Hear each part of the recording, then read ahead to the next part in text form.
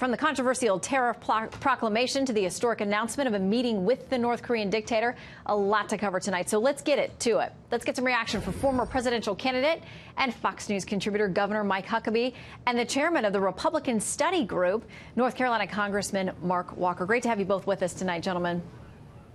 Thanks, Shannon. Thank you very much. All right, let's start with North Korea first. Senator Lindsey Graham has this to say about this potential meeting now that we understand is in the works between the president and Kim Jong-un. He says, a word of warning to North Korean President Kim Jong-un, the worst possible thing you can do is meet with President Trump in person and try to play him. If you do that, it'll be the end of you and your regime. Governor? Well, Lindsey knows, just like I do, we both ran against him for president a couple of years ago, and that didn't turn out too well. People underestimate Donald Trump at their own risk. Most of the time, he's playing chess and everybody else is playing checkers, and that's where they make their big mistake. He had two big things happen today, with the tariffs as well as with North Korea. In both cases, everyone who needs to be at the table, sitting down and making things better, he has their undivided attention. So when people say, oh, these tariffs are going to be terrible, I mean, it's already been very clear. He's exempted Mexico and Canada, so he's looking at this very strategically. And as far as North Korea, he's done something that no other president has done.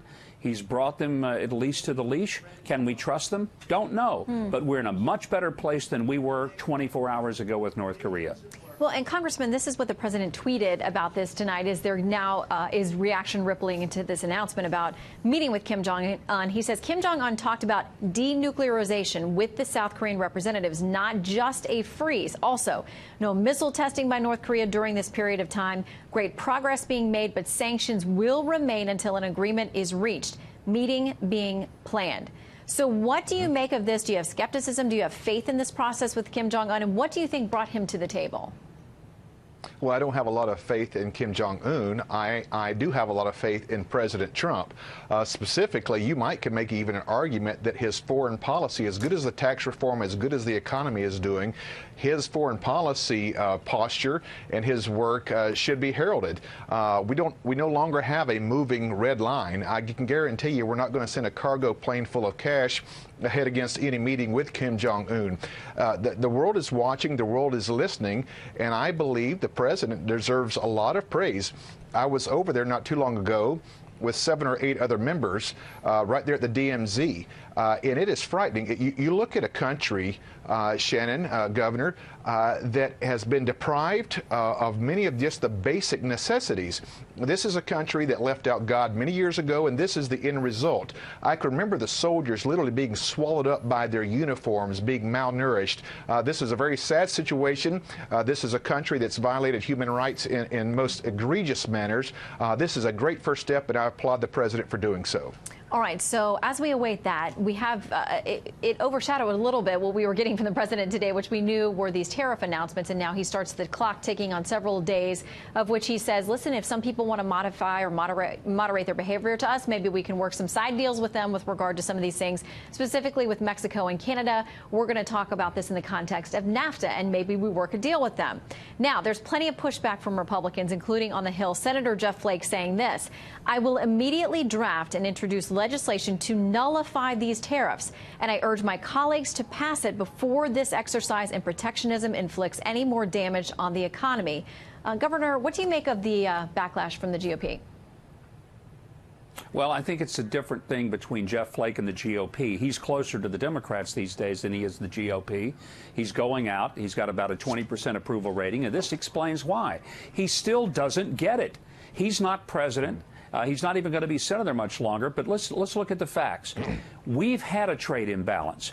Our steel industry has taken a gut punch. This is a president who understands that men and women in this country who help us create our own weapons of self-defense need to be able to do that. If a country can't feed itself, fuel itself, and fight for itself, it isn't going to be free. And part of fighting for itself is being able to manufacture your own weapons, your own military hardware. You can't do it if you don't make your own steel. You're going to be held hostage.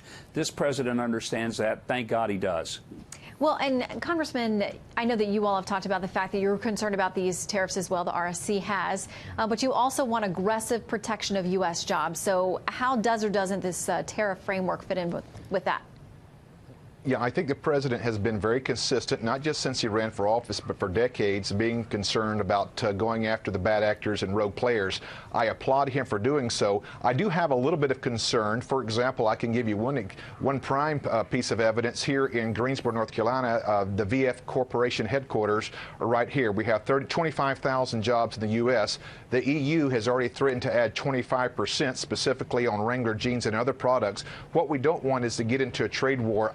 I was very delighted to see the president certainly working and meeting with different players and different people. I think it's trending the right direction. We have every right to make sure that these trade deals are fair, that we don't end up with a deficit, but I want to make sure that it doesn't have some kind of backlash approach like we saw in 2002, when under George W. Bush, specifically the steel tariffs, it did increase some jobs, but it cost many more that were connected with the steel industry. I believe there is some caution here, but I hope the president continues to work with those who have maybe some experience in this. But I think his heart is in the right place.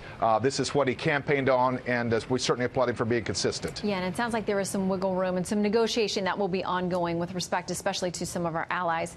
Congressman Walker and Governor Huckabee, great to see both of you tonight.